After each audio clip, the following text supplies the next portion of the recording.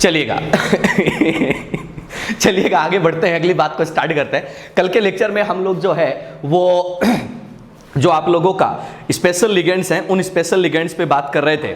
अगर कल वाली क्लास में अगर किसी भी बच्चे को किसी भी स्टूडेंट को कोई भी प्रॉब्लम हो तो सर आप बता सकते हैं कि आपको कोई भी किसी भी प्रकार की जो समस्या है तो उसका समाधान किया जा सकता है। और एक इम्पॉर्टेंट बात, आप लोगों के सिलिकेट के जो एग्जाम्पल्स हैं वो दूसरा लिगेंड जो है उन इम्पॉर्टेंट लिगेंड्स की जो एग्जाम्पल, उनका नेम और उनका टाइप है वो, और साथ में सर आप लोगों का जो ओर्स होते हैं, जो शाम वाली अपनी क्लास है मेटलर्जी की, उसमें जो अपन ने और पढ़े थे उन सब के जो एग्जाम्पल हैं उनके 3 DPP जो हैं वो मैंने अपने टेलीग्राम चैनल पे अपलोड कर दिए हैं, कल ही रात में अपलोड किए हैं। तो आप लोग जो है वहां से उन DPPs को क्या कर सकते हो, कलेक्ट कर सकते हो, ठीक है। वो स्टोर करके रखना बेटा, अपने पास बहुत काम आएंगी, ठीक है। हो सकता है सारे ऑलमोस्ट बच्चों ने उसको देख लिया होगा, ठीक है। जिन बच्चों ने, जो मेरी तरह आलसी लोग हैं जो टाइम पे काम नहीं करते, उनके लिए बता रहा हूं बेटा कि वो लोग वहां से क्या कर लें, उसको ले ले। क्लियर है? अगर किसी के पास लिंक नहीं हो तो बता देना, मैं उसको सेंड कर दूंगा बेटा। नहीं, अपना इनफाइनाइट एकेडमी सीकर नाम से डाल देना तो जो टेलीग्राम चैनल है वो ऑटोमेटिकली आ जाएगा, ठीक है। और मेटलर्जी और आप लोगों का जो कोऑर्डिनेशन कंपाउंड है, इनकी जो क्वेश्चन बुकलेट है वो कल संडे है तो कल इवनिंग तक जो है वो मैं उसमें अपडेट कर दूंगा, ठीक है। और एक और चीज़, उसमें कल शाम को 6 बजे के बाद मैंने जो है उसमें आप लोगों के लिए एक इनऑर्गेनिक केमिस्ट्री का बेसिक क्विज छोड़ा है। उसमें बेटा जो क्वेश्चंस है ना वो questions totally NCERT based question है, ठीक है। तो इसमें टोटल आपको जो है वो लगभग 40 से 50 क्वेश्चन जो है वो पीरियोडिक टेबल के दूंगा, और वो 40 से 50 क्वेश्चन जो है वो आपको क्विज की फॉर्म में मिलेंगे। और सबसे बड़ी बात, सारे के सारे क्वेश्चन जो है वो मोस्ट ऑफ क्वेश्चन 99% क्वेश्चन जो है पीरियोडिक के, वो कहाँ से है, आप लोगों की जो NCERT है उसी NCERT से उठाए गए हैं, ठीक है। तो बहुत ही आसान क्वेश्चन है, सिंपल क्वेश्चन। हो सकता है देखने में आपको सिंपल लगे, लेकिन सर NCERT में बहुत ज़्यादा गंदे क्वेश्चन भी आप नहीं बना सकते, ठीक है। तो वो क्विज आप अटेम्प्ट कर लेना, उस क्विज में आप जैसे ही जाओगे तो आपको सारी चीज़ें मिल जाएगी, ठीक है। तो एक दिन आपको कल ऑर्गेनिक का मिला था, आज जो है आपको इनऑर्गेनिक का मिल गया, कल आपको फिजिकल का मिल जाएगा। तो डेली शाम को 6 बजे और 7 बजे के बीच में जो है वो आपको क्विज मिलता रहेगा, क्लियर है। तो वहां से आप लोग जो है वो क्विज को क्या करें, अटेम्प्ट करें और अपनी जो प्रैक्टिस है उसको चालू रखें। क्विज का मतलब यही है कि आपने पढ़ा हुआ है तो वो ऑन द स्पॉट आप कितना कर सकते हो। टाइम उसमें फिक्स है 1 मिनट का, 1 मिनट के बाद क्वेश्चन जो है वो आपके आंसर तो ले लेगा, लेकिन आप लोगों को उसके मार्क्स जो है वो उसमें काउंट नहीं होंगे, और ठीक है। और डेली जैसे शाम के 6 बजे के बाद जो है उसका जो रिजल्ट है वो भी मैं उसमें डिस्प्ले कर दूंगा, ठीक है। तो उसमें किस बच्चे ने कितने क्वेश्चन कितने टाइम में करे, पहले क्वेश्चन लिखा हुआ मिलेगा, उसके ब्रैकेट में जो है वो आपको उसका टाइम लिखा हुआ मिलता है कि इतने सेकंड में या इतने मिनट में इस बच्चे ने इतने क्वेश्चन सही किए हैं, ठीक है। तो जो टॉप 20 स्टूडेंट होते हैं उनकी लिस्ट जो है वो वहां पे डिस्प्ले होती है, उससे ज्यादा जो है वो सिस्टम दिखाता नहीं है, ठीक है। उससे ज्यादा की लिस्ट जो है वो सिस्टम डिस्प्ले नहीं करने देता। तो टॉप 20 आप लोग कोशिश करें कि आपका जो नाम है वो टॉप 20 में रहे, क्लियर है, बात पल्ले पड़ गई। तो चलिएगा सर, सारे लोग वहां से कोशिश करना ताकि आप लोगों की जो प्रैक्टिस है वो प्रैक्टिस क्या होती जाए, लगातार चलती जाए। जैसे ही क्विज कंप्लीट होगा तो NCERT वाले जो क्वेश्चन है, स्पेशली NCERT के जो क्वेश्चन है वो आप लोगों को मैं प्रिंटेड फॉर्म में दे दूंगा, क्लियर है। तो चलिएगा आज की क्लास को हम लोग स्टार्ट करते हैं, एक सिंपल से पॉइंट से हम लोग बात को स्टार्ट करते हैं, ठीक है।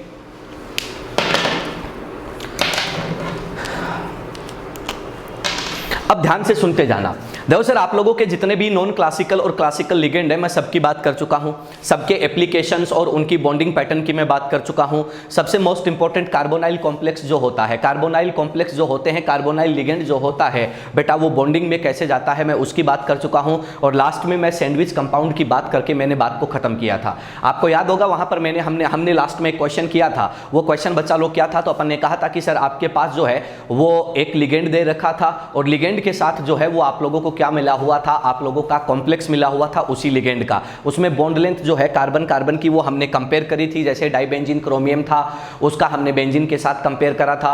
आपका जो C5H5 है उसका हमने C2H4 का जीसे सोल्ट के साथ कंपेयर किया था।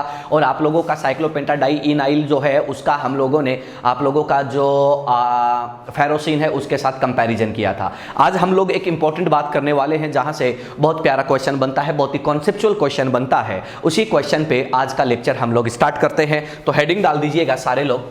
हेडिंग जो है बच्चों अपनी क्या है, तो अपन कह रहे हैं बहुत ही प्यारा सा है, बॉन्डिंग इन जीसे सॉल्ट। जी से सॉल्ट है। अब देखो यार, इसका प्रोनाउंसिएशन है ना, सब लोग अपने हिसाब से करते हैं, ठीक है। अलग अलग लैंग्वेज में इसका प्रोनाउंसिएशन अलग अलग होता है, तो उसमें आपको टेंशन नहीं लेनी है। जैसे कुछ लोग इसको जाय से भी बोलते हैं, डजंट मैटर, जी से भी बोलते हैं, डजंट मैटर। जैसा आपको प्रोनाउंसिएशन अच्छा लगे आप लोग उसको वैसे ही बोल सकते हो, इसमें कोई मुद्दा नहीं है, ठीक है। आपसे एग्जामिनर ये नहीं बोलेगा कि बता इसको प्रोनाउंसिएट कैसे करेगा, इसका प्रोनाउंसिएशन कैसे होगा। ये है आपका जी से सॉल्ट, क्लियर है। जी से सॉल्ट जो है वो हमने कल के लेक्चर में देखा था, वो क्या था, तो आपने कहा था कि के PtCl3 नीटा 2 C2H4।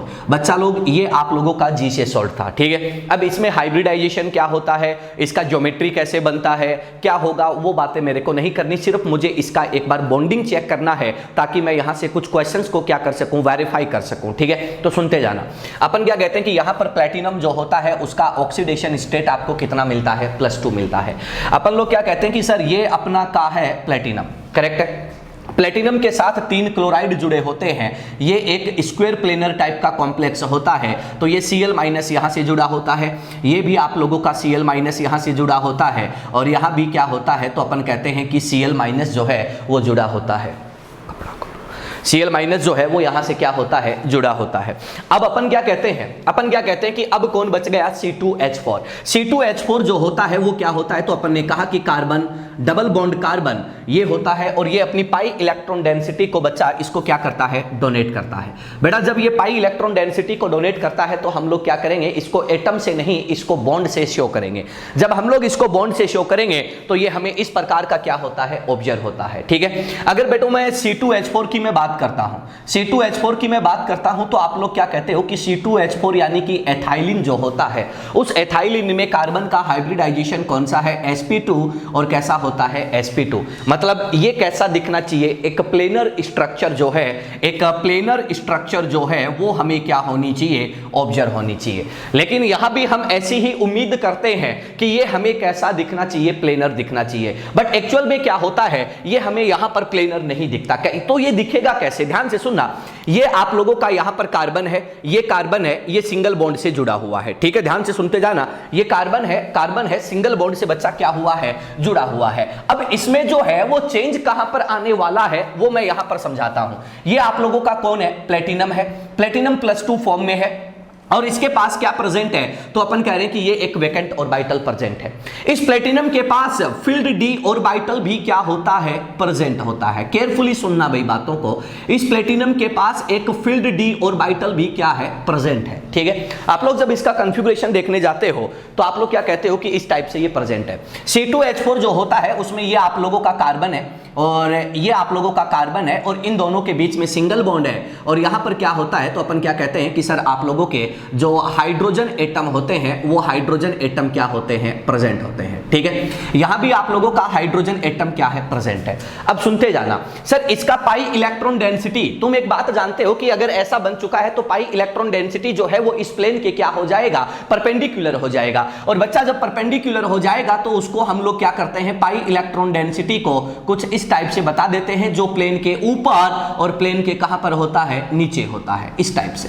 ये जो पाई इलेक्ट्रॉन डेंसिटी है, ये पाई इलेक्ट्रॉन डेंसिटी क्या करता है, इस वैकेंट ऑर्बिटल के साथ क्या कर लेता है, शेयर कर लेता है, और इस टाइप से अपन क्या कहते हैं कि पहला कोऑर्डिनेट बॉन्ड बनता है। और ये कोऑर्डिनेट बॉन्ड जो होता है, ये कोऑर्डिनेट बॉन्ड जो है वो किस नेचर का होता है, पाई नेचर का होता है। किस नेचर का होता है, तो अपन क्या कहते हैं कि पाई नेचर का। अब केयरफुली सुनना, अपन क्या कहते हैं कि ये जो तेरा बेटा कार्बन जो होता है ना, C2H4, इसके पास क्या प्रेजेंट होता है, तो अपन कहते हैं कि इसके पास वैकेंट पाई ABMO भी क्या होता है, प्रेजेंट। तो इसको हम लोग कह देते हैं कि ये कौन है बेटा, पाई ABMO, और बच्चा लोग ये कैसा है, वैकेंट है। ये क्या करता है, वैकेंट पाई ABMO जो है वो क्या करेगा, तो अपन कहते हैं कि इसके फील्ड d ऑर्बिटल से क्या करता है, बैक बॉन्डिंग करता है, और यहां पर पाई एक्सेप्टेंस क्या करता है, शो करता है। तो इसको बोलते हैं पाई डोनेशन, और इसको क्या बोल देते हैं, पाई एक्सेप्टेंस। क्या बोल देते हैं, पाई एक्सेप्टेंस। क्लियर है, इस टाइप की कंडीशन बनती है। अब देखो यार क्या होता क्या है, तो अपन क्या कहते हैं उसको सुनना। अपन क्या कहते हैं कि ये जो बैकबोन्ड बनता है ना भाई, ये जो बैकबोन्ड बनता है, ये बैकबोन्ड क्या करता है, इस कार्बन हाइड्रोजन सिग्मा बॉन्ड को, कौन से को, इस कार्बन हाइड्रोजन सिग्मा बॉन्ड को, इस कार्बन हाइड्रोजन सिग्मा बॉन्ड को क्या करता है, रिपल्सन देता है। क्यों? बिकॉज बेटा यहां पर भी क्या है, इलेक्ट्रॉन, और यहां पर भी क्या होते हैं, इलेक्ट्रॉन। तो इन दोनों के बीच में क्या लगता है, रिपल्शन। रिपल्शन लगने की वजह से ये जो दोनों हाइड्रोजन होते हैं वो इस प्लेन में नहीं रहकर कहां पर निकल जाते हैं, तो अपन कहते हैं कि सर वो आउट ऑफ द प्लेन क्या हो जाते हैं, निकल जाते हैं, यानी कि प्लेन के बाहर क्या है, निकल जाते हैं। और जब बच्चों ये प्लेन के बाहर निकलते हैं तो हम क्या कहते हैं कि हमें जो स्ट्रक्चर मिलती है वो स्ट्रक्चर क्या मिलती है, कुछ इस टाइप की स्ट्रक्चर जो है वो यहां पर मिलती है। और ये जो प्लेन होता है इस प्लेन से ये कहां निकल जाते हैं, बाहर की साइड निकल जाते हैं, ताकि रिपल्सन को क्या किया जा सके, कम किया जा सके। तो अपन क्या कहते हैं कि ये जो PtCl3 जो है, ध्यान से सुनना, PtCl3 प्लेन, इसकी मैं बात करता हूं, ध्यान से सुनना,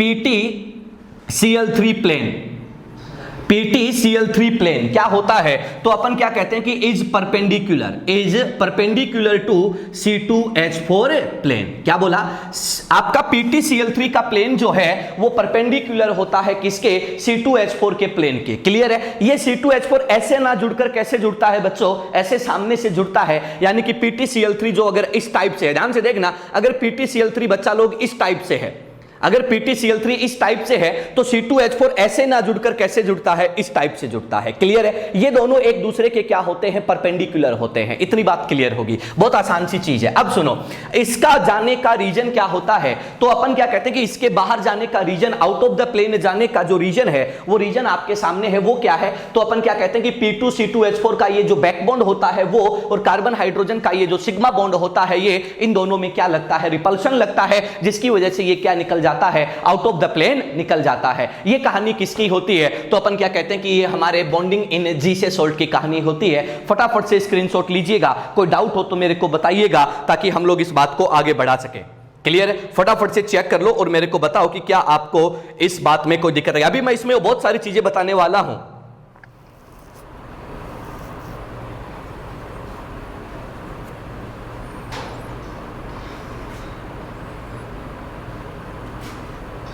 जल्दी करो सर, जल्दी से स्क्रीनशॉट ले लो, फिर इसमें और चीजें जो मैं है ऐड कर देता हूं। फटाफट से स्क्रीनशॉट ले लो और जैसे ही तुम्हारा डन हो मेरे को बता दो कि हाँ सर हो गया डन। ठीक है? चीजें आसान है, कोई दिक्कत नहीं, अपन इस पर डिस्कशन करते हुए चलेंगे कि कोई दिक्कत होगी तो हम बात करेंगे। ठीक है? कोई दिक्कत होगी तो हम उस पर बात करेंगे। बहुत बढ़िया, चलो अब सुनना ध्यान से। अपन क्या कह रहे हैं, अपन क्या कह रहे हैं, उसी चीज को हम लोग थोड़ा सा और आगे बढ़ाते हैं। ठीक है? अब देखना, अपन क्या कह रहे हैं कि सर अपन ने क्या बोला कि PtCl3 plane is perpendicular to C2H4। C2H4 के क्या होता है, परपेंडिकुलर। ठीक है? मैं मेरे इस वाले डायग्राम को इरेज कर देता हूं, इसको मिटा देता हूं, इसको उड़ा देते हैं और चलते हैं आगे। ये डायग्राम अपना कंप्लीट हो चुका है। अब अपन क्या कहते हैं, अगले पॉइंट पर बढ़ते हैं। अपन क्या कहेंगे कि सर ध्यान से सुनना, बहुत प्यारी प्यारी बातें लिखने वाला हूं। अपन क्या कहते हैं कि in free C2H4 all atoms are present in a plane. ध्यान से सुनना, क्या बोला सर, फ्री C2H4 में सारे एटम क्या होते हैं, एक ही प्लेन में प्रेजेंट होते हैं। और एक ही प्लेन में प्रेजेंट होने का कारण जो है वो आप लोग बता चुके हो। वो कारण क्या है, तो आपने कहा कि इसका हाइब्रिडाइजेशन sp2 है, इसका हाइब्रिडाइजेशन भी sp2 है, सो दैट ये कैसा होता है, तो आप क्या बोलते हो, प्लेनर स्ट्रक्चर। बट अपन क्या कहते हैं, अपन क्या कहते हैं कि सर इन जी से सॉल्ट, ध्यान से सुनना, जी से सॉल्ट में क्या होता है, all hydrogen atoms are present out of the plane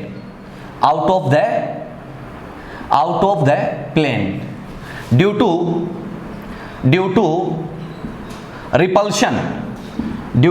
repulsion between PtC2H4 backbond and carbon hydrogen backbond. क्या बोला, ध्यान से सुनना। देखो फ्री C2H4 जो होता है, फ्री C2H4 जो होता है उसमें सारे एटम क्या होते हैं, एक ही प्लेन में होते हैं। लेकिन जीसे सोल्ट में क्या होता है, तो अपन क्या कह देते हैं कि सर जीसे सोल्ट में क्या लगता है, PT C2H4 का ये जो बैकबॉन्ड होता है, उस बैकबॉन्ड और आपके कार्बन हाइड्रोजन के सिग्मा बॉन्ड में क्या लगता है, रिपल्शन लगने की वजह से हाइड्रोजन क्या निकल जाते हैं, आउट ऑफ प्लेन निकल जाते हैं, प्लेन से बाहर निकल जाते हैं, ताकि रिपल्शन को क्या किया जा सके, कम किया जा सके। अब अगली बात सुनना, मान लेते हैं कि ये बॉन्ड लेंथ कितना है बेटा, ए, और ये बॉन्ड लेंथ भी कितना है, ए। तो ये वाली जो बॉन्ड लेंथ है वो ए ना होकर क्या होती है, बी। ध्यान से सुनना मैंने क्या बोला। देखो सर, ये जो है इसकी मैं बात करता हूं, ये जो है C2H4 ये क्या है, तो अपन कह रहे हैं कि बैकबोन बना रहा है, नॉन क्लासिकल लिगेंड है, इसको कहते हैं स्ट्रॉन्ग एक्सेप्टर। ये स्ट्रॉन्ग एक्सेप्टर है और स्ट्रॉन्ग एक्सेप्टर होने की वजह से ये रिपल्सन देता है। रिपल्सन देने की वजह से इसके ट्रांसपोजिशन पर जो एटम प्रेजेंट होता है, ध्यान से सुनना, इसके ट्रांसपोजिशन पर जो एटम प्रेजेंट होता है, जो लिगेंड प्रेजेंट होता है, वो अपनी नॉर्मल बॉन्ड लेंथ से क्या कर जाता है, इंक्रीज कर जाता है। ध्यान से सुनना क्या बोला, जितने भी पाई एक्सेप्टर लिगेंड होते हैं, जितने भी पाई एक्सेप्टर लिगेंड होते हैं, वो सारे के सारे स्ट्रॉन्ग एक्सेप्टर होते हैं। और स्ट्रॉन्ग एक्सेप्टर होने की वजह से इनके ट्रांस पर जो भी बॉन्ड प्रेजेंट होगा, जो भी लिगेंड प्रेजेंट होगा, वो अपनी नॉर्मल वैल्यू से क्या होता है, ज्यादा होता है। इस इफेक्ट को नेम दिया जाता है ट्रांस इफेक्ट। क्या नेम दिया जाता है, ट्रांस इफेक्ट। ये ट्रांस इफेक्ट का क्वेश्चन तेरे नीट में एक बार आ चुका है, ये ट्रांस इफेक्ट का क्वेश्चन तेरे नीट में एक बार आ चुका है। तो जब मैं चैप्टर खत्म कर रहा हूंगा तो उस टाइम ट्रांस इफेक्ट के बारे में आपको ढंग से एक एक चीज बता दूंगा, और ट्रांस इफेक्ट का ऑर्डर क्या होता है इसके बारे में भी आपको एग्जैक्ट इंफॉर्मेशन दे दूंगा। एक बार क्वेश्चन आया है, उसके बाद कभी नहीं आया। और सबसे इंपॉर्टेंट बात, नीट में आया है, आज तक जेईई में ट्रांस इफेक्ट पर कोई क्वेश्चन नहीं आया है। क्लियर। अब सुन लो, अपन क्या कहते हैं कि अगर ये ए है तो ये भी ए होता है, दोनों सेम होते हैं। लेकिन अगर ये बी है तो अपन क्या कहते हैं कि बी जो है वो ए से क्या होता है, ज्यादा। किसमें, तो अपन कहते हैं कि in order of bond length. और इसका कारण जो होता है वो क्या होता है, ट्रांस इफेक्ट। क्या होता है, ट्रांस इफेक्ट। ट्रांस इफेक्ट क्या होता है, तो अपन क्या कहते हैं कि अगर कोई स्ट्रॉन्ग एक्सेप्टर है, उस स्ट्रॉन्ग एक्सेप्टर के ट्रांसपोजिशन पर अगर कोई लिगेंड प्रेजेंट है, तो वो क्या होता है, उस लिगेंड की बॉन्ड लेंथ जो है वो अपनी नॉर्मल वैल्यू से क्या हो जाती है, बढ़ जाती है। इस इफेक्ट को क्या कहते हैं, ट्रांस इफेक्ट कहते हैं। क्लियर है। सबसे स्ट्रॉन्ग एक्सेप्टर की कैटेगरी में आता है कौन, C2H4 CO। ये सबसे स्ट्रॉन्ग एक्सेप्टर की कंडीशन में आते हैं। क्लियर। तो इनके ट्रांसफर जो भी होता है, उनकी बॉन्ड लेंथ क्या हो जाती है, एक्सपेक्टेड से ज्यादा मिलती है। क्लियर। ये कहानी इसकी होती है। तो फटाफट से स्क्रीनशॉट मारिएगा, अगले पॉइंट पर चलते हैं। फटाफट से स्क्रीनशॉट मारो, अगले पॉइंट पर चलते हैं। कोई डाउट हो तो बता दीजिएगा, अदरवाइज स्क्रीनशॉट मारो, फटाफट से।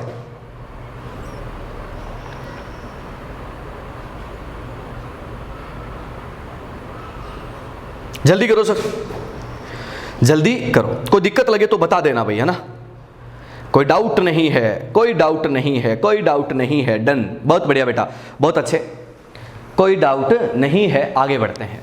अगर आपको कोई डाउट नहीं है तो मैं बात को आगे बढ़ाता हूं। ये होता है सर आपका क्या, तो अपन ने कहा कि सर कहानी किसकी होती है, तो अपन कह रहे हैं कि आपके ट्रांस इफेक्ट की और जी से सॉल्ट की। क्लियर है।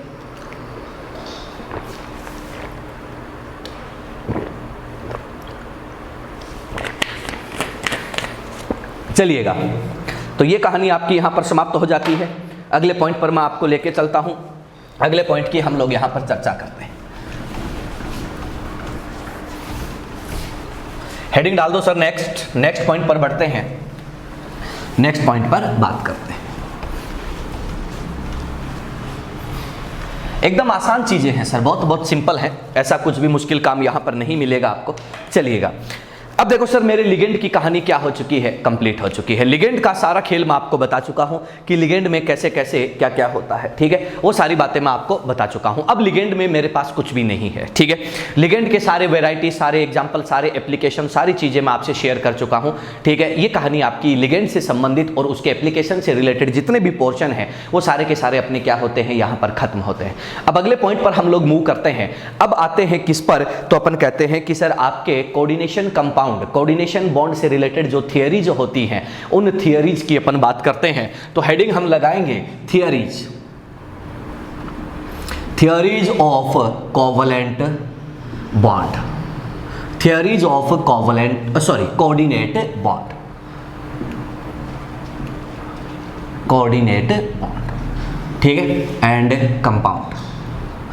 कोऑर्डिनेट बॉन्ड और कोऑर्डिनेट कंपाउंड जो होते हैं उनसे रिलेटेड जो थियरीज होती हैं उन थियरीज की अपन क्या करेंगे, बात करेंगे। देखो सर, कौन कौन से थियरीज दिए गए थे और कौन कौन से जो हैं वो फेल हो गए थे, कौन से एक्सेप्टेबल हैं कौन से नहीं है, उन पर हम लोग चर्चा करते हैं। बेटा पहला जो थियरी है उस थियरी को आप लोग क्या बोलते हो, तो अपन कहते हैं Werner's theory. Werner's theory Hindi में क्या बोलते हैं, वर्नर सिद्धांत। क्या बोलते हैं, वर्नर सिद्धांत। सेकंड थियरी जो होता है, सेकंड थियरी जो होता है वो क्या होता है, तो अपन कहते हैं कि उसको बोला जाता है वैलेंस बॉन्ड थियरी। शायद याद आ रहा होगा वीबीटी, याद आ रहा होगा वीबीटी। इसको हिंदी में क्या कहते हैं, संयोजकता बंध सिद्धांत। क्या कहते हैं, संयोजकता बंध सिद्धांत। अब देखो बच्चों, ये बात जो है वीबीटी शायद आपको याद होगा, आप लोग कोवलेंट बॉन्ड में भी पढ़ चुके हो। कोवलेंट बॉन्ड में वीबीटी कैसे चलता है, क्यों चलता है, कहां चलता है, कितना चलता है, क्या क्या उसके एप्लीकेशन होते हैं, कैसे बॉन्ड बनता है, कैसे उसको एक्सप्लेन करते हैं, क्या क्या उसके एक्सेप्शंस होते हैं, सारी बातें मैं आप लोगों से बहुत पहले शेयर कर चुका हूं केमिकल बॉन्डिंग में। नंबर 3 पर जो थर्ड थ्योरी आता है उसको हम लोग नेम देते हैं क्या बेटा, क्रिस्टल। ध्यान से सुनना, क्रिस्टल फील्ड थियरी। क्या बोलते हैं, क्रिस्टल फील्ड थियरी, जिसका शॉर्ट फॉर्म क्या होता है, CFT। CFT की मैं बात करता हूं तो अपन क्या कहते हैं, इसको हिंदी में क्या कहते हैं, क्रिस्टल क्षेत्र सिद्धांत। क्या बोलते हैं, क्रिस्टल क्षेत्र सिद्धांत। क्लियर है, ये 3 थियरीज क्या है हमारे सिलेबस में है, ठीक है। एक आध थियरी और भी होता है बच्चा लोग, लेकिन आपको उस थियरी पे कोई ज़्यादा माथा नहीं मारना है। क्यों नहीं मारना है, क्योंकि वो तुम्हारे सिलेबस में नहीं है। तो हमारे सिलेबस में जो मेंशन थियरीज हैं वो क्या होती हैं, ये 3 थियरीज होती हैं, ठीक है। इसका फटाफट से स्क्रीनशॉट ले लो और मैं 1 बाय 1 एक एक थियरी की क्या करता हूँ, बात करता हूँ। फटाक से 10 सेकंड का टाइम है, 10 सेकंड में आप लोग जो है इसका स्क्रीनशॉट ले लो, फिर मैं आगे बढ़ता हूँ, ठीक है। फटाक से ले लो, स्क्रीनशॉट मार लो इसका कि क्या क्या है।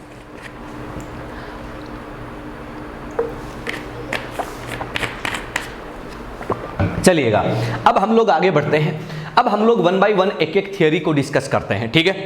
तो सबसे पहले हम लोग एकदम से बेसिक थियरी की बात करेंगे और वो सबसे आसान और सबसे पुराना और नॉर्मल जो थियरी है वो कौन सा होता है, तो अपन क्या कहते हैं कि आपका वर्नर थियरी। तो हम पहले थियरी की बात करेंगे, वो थियरी कौन सा है, वर्नर्स थियरी। क्या है, वर्नर्स थियरी। वर्नर थियरी की मैं बात करता हूं, वर्नर के सिद्धांत की मैं बात करता हूं। वर्नर साहब जो थे ये पहले साइंटिस्ट थे जिन्होंने कॉम्प्लेक्स या कोऑर्डिनेट कंपाउंड्स का स्टडी किया था। अब इन्होंने जो स्टडी किया था ना भाई, वो बच्चा लोग वो स्टडी जो है ना वो एक लिमिटेड कॉम्प्लेक्स पर ही क्या होता है, अप्लाई होता है। ऐसा नहीं है कि आप लोग पूरे केमिस्ट्री में उसको अप्लाई कर दो। जैसे आपको याद होगा केमिकल बॉन्डिंग में जब आप लोग कोवलेंट बॉन्ड को पढ़ते हो तो आपको वहां पर पढ़ाया जाता है सबसे पहले octet rule, Lewis Kossel theory, यानी कि सर लेविस डॉट फॉर्मूला, ऐसी बातें पढ़ाई जाती हैं। और पढ़ाने के बाद हम लोग बोल देते हैं कि सर ये एक फेल्ड थियरी है, यानी कि उनका कंट्रीब्यूशन है, उन्होंने उस चीज को बच्चों स्टार्ट किया था, उन्होंने उस चीज को स्टार्ट किया था, इसलिए हम लोग क्या कर लेते हैं, उनके कंट्रीब्यूशन को याद करने के लिए पढ़ लेते हैं कि हाँ भाई इन्होंने कुछ काम किया था, ठीक है। लेकिन वो थ्योरी हर जगह अप्लाई नहीं होगी, तो कुछ लिमिटेड कॉम्प्लेक्स पर ये थ्योरी क्या कर सकते हो, आप लोग अप्लाई कर सकते हो। तो वर्नर थ्योरी क्या है, कैसे है, क्यों है, कहां है, कब है, देखना। वर्नर साहब क्या कहते हैं, वर्नर साहब एक बात सिंपल सी कहते हैं कि सर इन कॉम्प्लेक्स फॉर्मेशन, ध्यान से सुनना क्या बोलता है, इन कॉम्प्लेक्स फॉर्मेशन CMI, जो CMI होता है सेंट्रल मेटल आयन होता है, वो क्या करता है, तो अपन कहते हैं कि CMI show 2 types valencies, 2 types of valencies. क्या बोला कि सर आप लोगों का CMI जो होता है वो कॉम्प्लेक्स फॉर्मेशन में 2 टाइप की वैलेंसी शो करता है। ध्यान से सुनना क्या बोला, ये बोल रहा है कि कॉम्प्लेक्स जब भी बनता है, जब भी कॉम्प्लेक्स बनता है आपका सीएमआई वहां पर दो टाइप की वैलेंसीज, दो प्रकार की संयोजकताएं प्रदर्शित करता है। यानी कि संकुल निर्माण में आपका जो सीएमआई है, केंद्रीय धातु आयन है, वो क्या करता है, दो प्रकार की संयोजकताएं प्रदर्शित करता है। कौन कौन सी होती है? तो अपन कहते हैं कि नंबर 1 पहली जो होती है उसको बोला जाता है प्राइमरी वैलेंसी। क्या बोला जाता है? प्राइमरी वैलेंसी, या फिर आपको इसको पीवी भी बोल सकते हैं, या आप लोग इसको 1 डिग्री वैलेंसी भी बोल सकते हैं। हिंदी में इसको कहते हैं प्राथमिक संयोजकता। हिंदी में बच्चों इसको क्या बोल सकते हो? प्राथमिक संयोजकता। सेकंड जो टाइप होता है बच्चों, सेकंड टाइप जो होता है उसको क्या बोला जाता है? तो अपन क्या कहते हैं कि इसको बोला जाता है सेकेंडरी वैलेंसी। क्या बोला जाता है? सेकेंडरी वैलेंसी, या आप इसको एसवी भी बोल सकते हो, या आप इसको 2 डिग्री वैलेंसी भी बोल सकते हो। क्लियर है? हिंदी में अगर मैं इसको बोलना चाहूं तो आप लोग क्या बोल सकते हो? द्वितीयक संयोजकता। क्या बोल सकते हैं? द्वितीयक संयोजकता। ये क्या होते हैं? आपका इसका क्लासिफिकेशन होता है। ये आपके वर्नर भाई साहब ने बताया था कि सर कोई भी कॉम्प्लेक्स होता है उसमें दो टाइप की वैलेंसी जो है वो सीएमआई प्रेजेंट करता है। दो टाइप की वैलेंसी सीएमआई शो करता है। पहला वैलेंसी होता है प्राइमरी 1 डिग्री या पीवी, दूसरा जो होता है वो सेकेंडरी या एसवी या 2 डिग्री वैलेंसी, या हिंदी में प्राथमिक और द्वितीय संयोजकता होती है। अब इन दोनों में क्या रिलेशन होता है, इन दोनों को कैसे हम लोग आइडेंटिफाई करते हैं, कैसे हम लोग इन चीजों को बताते हैं, उनके बारे में हम क्या करते हैं, एक छोटा सा डिस्कशन जो है वो यहां पर लेकर आते हैं। ठीक है, तो ध्यान से सुनते जाना। मैं यहां पर बात करता हूं, यहां पर अपन बात करेंगे बेटा किसकी? प्राइमरी वैलेंसी की, और यहां पर बच्चा हम बात करेंगे किसकी? सेकेंडरी वैलेंसी की। तो इन दोनों के लिए मैं एक छोटा सा कंपैरेटिव स्टडी जो है वो यहां पर ले लेता हूं, और एक जो है वो आप लोगों का छोटा सा चार्ट जो है वो बना लेते हैं। ध्यान से सुनना। प्राइमरी वैलेंसी और सेकेंडरी वैलेंसी जो है इनमें क्या रिलेशन है उसकी हम बात करते हैं। प्राइमरी वैलेंसी ये किसके इक्वल होता है? तो अपन कहते हैं कि oxidation number of CMI.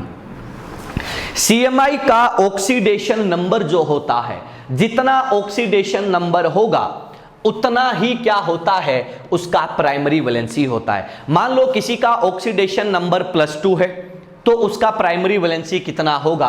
2। Sign नहीं लेना वैलेंसी में, तुम्हें पता है वैलेंसी में साइन यूज नहीं किया जाता। अब अपन दूसरी बात करते हैं कि किसी का ऑक्सीडेशन स्टेट अगर +3 है तो उसका प्राइमरी वैलेंसी कितना हो जाएगा? 3। अगर +4 है तो कितना हो जाएगा? 4। अब कई बच्चों के दिमाग में है ना क्वेश्चन आएगा कि सर मान लो किसी मेटल का ऑक्सीडेशन स्टेट -1 है, -1 है तो उसका प्राइमरी वैलेंसी क्या होगा? तो बेटा एक बात मैं क्लियर कर दूं कि वर्नर भाई साहब का जो थियरी है वो कुछ लिमिटेड कॉम्प्लेक्स पर काम करता है, हर जगह काम नहीं करता। ये इंसान की फितरत होती है, ये ह्यूमन टेंडेंसी होती है कि अगर आप उसको कोई एक थ्योरी दे दो ना तो वो क्या करता है, उस थ्योरी को हर जगह अप्लाई करना चाहता है, उस थ्योरी को हर जगह वो घुसेड़ना चाहता है। तो वो चाहता है कि उसके दिल को कैसे भी करके तसल्ली मिल जाए। ऐसा नहीं होना चाहिए। कोई थ्योरी है तो भाई जिस आदमी ने थ्योरी दिया है ना वो आदमी क्या करेगा, उसी कुछ लिमिटेड चीजों पर ही उसको अप्लाई कराएगा। जैसे मैं तुम्हें बोल दूं ऑक्टेट रूल, तो तुम क्या करोगे, तुम साला ऑक्टेट रूल को पढ़ना पसंद नहीं करोगे, तुम क्या करोगे, उस ऑक्टेट रूल को ना हर जगह घुसेड़ोगे। बोलो यहां क्यों नहीं लग रहा? अरे भाई जब बंदे ने स्टडी किया था, जब बंदे ने थ्योरी दिया था तो वो थ्योरी कुछ लिमिटेड चीजों के लिए दिया था। अगर एक बंदा कोई थ्योरी देता है और वो थ्योरी सब पर अप्लाई हो जाए तो फिर तो वो सर्वमान्य हो गया ना यार, यूनिवर्सल हो गया। और तुम जानते हो कि इंसान की औकात, इंसान का दिमाग कितना सा होता है, कितना सा सोच पाता है, एक लिमिटेड क्राइटेरिया में सोच पाता है। तो आपको उसी हिसाब से थियरीज को पढ़ना होता है, ना कि हर जगह आप लोग उसको घुसेड़ते चलो। Is that clear? ये बात आपको दिमाग में ध्यान रखनी है। तो ऑक्सीडेशन नंबर ऑफ सीएमआई जो होता है उस पर क्या होता है, आपका वर्नर थ्योरी जो है वो अप्लाई हो रहा है। तो अपन क्या करेंगे, ऑक्सीडेशन नंबर ऑफ सीएमआई जो है वो किसको रिप्रेजेंट करता है? प्राइमरी वैलेंसी को रिप्रेजेंट करता है। अगली बात सुनना, सेकेंडरी वैलेंसी जो होती है ये क्या होती है? तो अपन कहते हैं कि सर ये होती है, अपन ने बोला कि equal to coordination number of CMI. CMI का जो कोऑर्डिनेशन नंबर होता है उस सीएमआई के कोऑर्डिनेशन नंबर के इक्वल होती है। अब आप लोग देखोगे क्या ऑक्सीडेशन नंबर के बेसिस पे हम लोगों ने उसका कोऑर्डिनेशन नंबर निकालना सीखा है? बिल्कुल सीखा है सर, हमने बहुत सारे कॉम्प्लेक्सेस पर स्टार्टिंग में ही बात कर ली थी। पहले या दूसरे लेक्चर में हम लोगों ने कोऑर्डिनेशन नंबर पढ़ा था कि कौन से ऑक्सीडेशन स्टेट में कौन सा कोऑर्डिनेशन नंबर आता है। क्लियर? चलो आगे बढ़ते हैं। देखो सर, वर्नर भाई साहब ने ध्यान से सुनना, वर्नर ने जब अपना काम किया था तो ऑक्सीडेशन नंबर जो है वो पॉजिटिव वाले कॉम्प्लेक्स पर काम किया था। अपन कहते हैं कि अगर प्राइमरी वैलेंसी जो है वो ऑक्सीडेशन नंबर के इक्वल है तो अपन क्या कहते हैं कि ये किससे सेटिस्फाई होता है, तो अपन क्या कहते हैं कि सेटिस्फाइड बाय एनायनिक स्पीसीज। ध्यान से सुनना, क्या बोला, satisfied by anionic species. Anionic species से क्या होता है, सेटिस्फाई होता है। ऑक्सीडेशन नंबर पॉजिटिव है तो एनायन से सेटिस्फाई हो जाएगा। अगर बेटा इसकी बात करते हो तो ये क्या होता है, तो अपन क्या कहते हैं कि सेटिस्फाइड बाय लिगेंड। ये लिगेंड से क्या होता है, सेटिस्फाई होता है।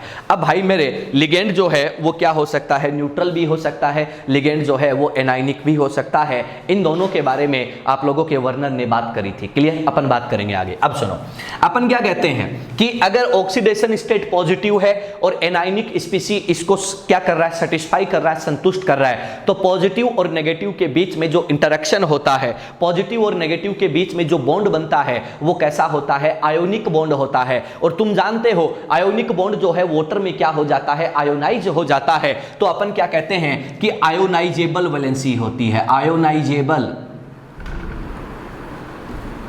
ये वैलेंसी क्या होती है, तो अपन क्या कहते हैं कि आयोनाइजेबल होती है, आयोनाइजेबल वैलेंसी होती है, क्लियर है। अब देखो सर, आप क्या कहते हो कि लिगेंड और सीएमआई के बीच में बॉन्ड बनता है कोऑर्डिनेट। कोऑर्डिनेट बॉन्ड जो बनता है वो कैसा होता है, तो अपन क्या कहते हैं, नॉन आयोनाइजेबल होती है, अनआयनित होती है, ये आयनित हो जाती है, क्लियर। अगली बात सुनना, तुम एक बात जानते हो, आयोनिक बॉन्ड जो होता है, आयोनिक बॉन्ड जो होता है वो क्या होता है, नॉन डायरेक्शनल। नॉन डायरेक्शनल होने की वजह से अपन क्या कहते हैं कि ये वैलेंसी भी कैसी होती है, नॉन डायरेक्शनल होती है। तुम एक बात जानते हो, कोवलेंट और कोऑर्डिनेट बॉन्ड जो है वो डायरेक्शनल होता है। तो बच्चा लोग ये वैलेंसी कैसी हो जाती है, तो अपन क्या कहते हैं कि ये वैलेंसी जो है वो डायरेक्शनल हो जाती है। ये वैलेंसी कैसी हो जाती है, डायरेक्शनल हो जाती है। अगले पॉइंट पर चलते हैं, अगले पॉइंट पर चलते हैं। ध्यान से सुनना, ध्यान से मेरी बात को सुनते हुए चलना। क्या बोला, ऑक्सीडेशन नंबर के इक्वल होती है, ऑक्सीडेशन नंबर के इक्वल होती है, एनायन से सेटिस्फाई होती है, आयन से होती है तो आयोनिक बॉन्ड बनता है, आयोनाइजेबल होती है और नॉन डायरेक्शनल होती है, क्लियर। अब सुनो, कोऑर्डिनेशन नंबर के इक्वल होता है, लिगेंड से सेटिस्फाई होता है, कोऑर्डिनेट बॉन्ड बनता है, नॉन आयोनाइजेबल होता है और साथ में बच्चा कैसा होता है, ये डायरेक्शनल भी होता है। ये इन दोनों में क्या होती है, सिमिलरिटी होती है। अब अगर इसको रिप्रेजेंट करते हैं तो कैसे करते हैं, ध्यान से सुनना। अपन क्या कहते हैं कि सर अगर इसको रिप्रेजेंट करना हो तो अपन क्या बोलते हैं कि रिप्रेजेंटेड बाय प्राइमरी वैलेंसी है तो इसको क्या करते हैं, इस टाइप से डॉटेड लाइन से रिप्रेजेंट करते हैं, क्लियर।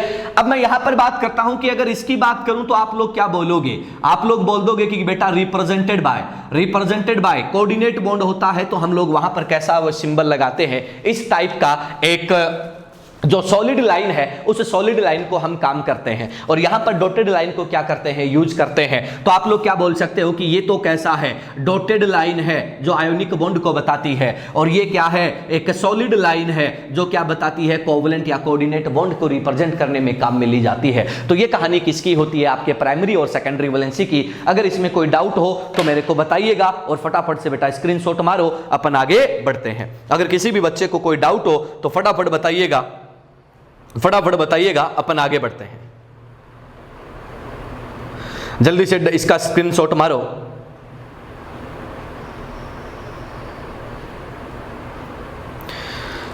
फटाफट से स्क्रीनशॉट मारो और कोई डाउट हो तो मेरे को बता दो। थोड़ा सा फास्ट करें, स्पीड से खींचे बातों को और लपेट कर बच्चा खत्म कर दें, लपेट कर इसको खत्म कर दें ताकि हम वर्नर थ्योरी को क्या कर लें, निपटा दें बेटा। वर्नर थ्योरी को क्या कर दें, टाइम से निपटा दें। ठीक है सर, सबका हो गया, अरे सबका हो गया। हाँ भाई, 2-3 मैसेज आ गए हैं डन के, तो चलो 2-3 मैसेज के बेसिस पे हम मान लेते हैं कि बच्चे लोगों ने निपटा दिया है। तो चलिएगा आगे बढ़ते हैं, अगले पॉइंट पर हम लोग चलते हैं। ठीक है सर, ये तो क्या होता है, आपकी कहानी यहाँ पर ख़त्म होती है। अब चलिएगा, मेरे पास कुछ और छोटी मोटी बातें होती हैं जिनके बारे में मैं आपसे चर्चाएँ कर लेता हूँ। चलो ठीक है सर, सबका जवाब आ गया, डन सर। ठीक है, चलो अब देखो सर, ये तो प्राइमरी और सेकेंडरी वैलेंसी की बात हुई, ठीक है।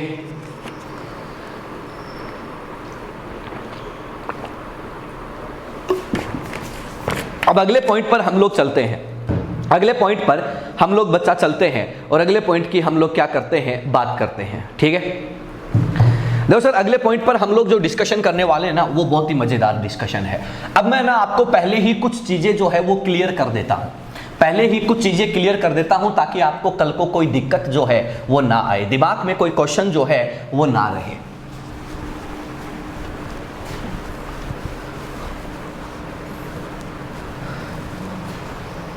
देखिएगा यहां पे हम बात करते हैं, यहां पे हम लोग है ना 3 चीजें लेके चलेंगे। पहला, आपके पास क्या हो सकता है, काउंटर आयन, क्या हो सकता है, काउंटर आयन।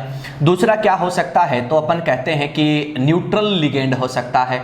और तीसरा जो है वो क्या हो सकता है, तो अपन क्या कहते हैं, एनायनिक लिगेंड हो सकता है। ठीक है, पहला क्या हो सकता है, तो अपन क्या कहते हैं कि सर काउंटर आयन हो सकता है, दूसरा न्यूट्रल लिगेंड हो सकता है और तीसरा जो एनायनिक लिगेंड हो सकता है। कौन किसको सेटिस्फाई करेगा, कौन किसको सेटिस्फाई करेगा उसकी बात करेंगे और उसको रिप्रेजेंट कैसे करेंगे उसकी हम लोग बात करेंगे। ठीक है, काउंटर आयन जो होता है, काउंटर आयन जो होता है वो क्या करता है, ओनली प्राइमरी वैलेंसी को सेटिस्फाई करता है। काउंटर आयन जो है वो क्या करता है बेटा, ओनली प्राइमरी वैलेंसी को सेटिस्फाई करता है। काउंटर आयन की बात चल रही है कॉम्प्लेक्स में, और काउंटर आयन क्या होता है, जो बाहर प्रेजेंट होता है उसको काउंटर आयन बोला जाता है, अंदर वाले को काउंटर आयन नहीं बोला जाएगा। याद रखना इस चीज को दिमाग में। न्यूट्रल लिगेंड जो बच्चे होता है, न्यूट्रल लिगेंड जो होता है वो क्या करता है, तो अपन क्या कहते हैं कि ये ओनली डोनेशन का काम करेगा, तो ओनली सेकेंडरी वैलेंसी को क्या करेगा, रिप्रेजेंट करेगा। क्या करेगा, ओनली सेकेंडरी वैलेंसी को रिप्रेजेंट कर सकता है। बच्चा तेरा जो एनायनिक लिगेंड होता है, एनायनिक लिगेंड जो होता है वो एनायनिक लिगेंड लिगेंड भी हो सकता है और वो काउंटर आयन की फॉर्म में भी प्रेजेंट हो सकता है। तो अपन क्या कहते हैं कि both primary and secondary valency को सेटिस्फाई कर सकता है।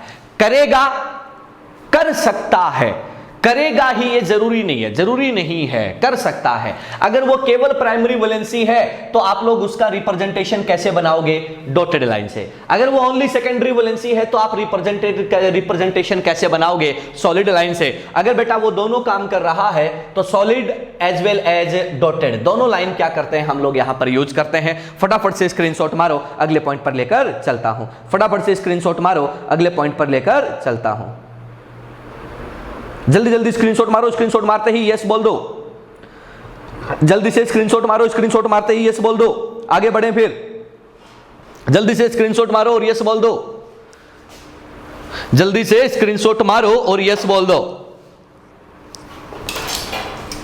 जल्दी से स्क्रीनशॉट लो और यस बोल दो।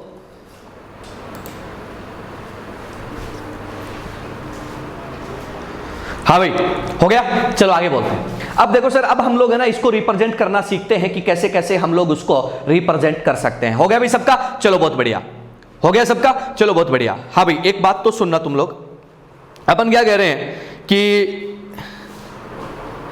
जो कहानी है हमारी वो कहानी क्या है, चलती जा रही है। ठीक है, तो चलो आगे मैं बढ़ाता हूं, बात को आगे लेके चलता हूं, अगले पॉइंट पर मैं आपको लेके चलता हूं। देखना, ये तो कहानी यहां पर खत्म हो जाती है। अब हम लोग वर्नर को अप्लाई करना सीख लेते हैं, उसके बाद मैं आपको इस पर क्वेश्चन करवाने दिखाता हूं कि क्वेश्चन आप लोग कैसे कर सकते हैं। ठीक है, तो सुनते जाना, अब सुनते जाना, बात को समझते जाना, ध्यान से देखना। अपन क्या कहते हैं कि देखिएगा, हमारे पास क्या है, Werner representation, Werner representation, Werner representation of complex.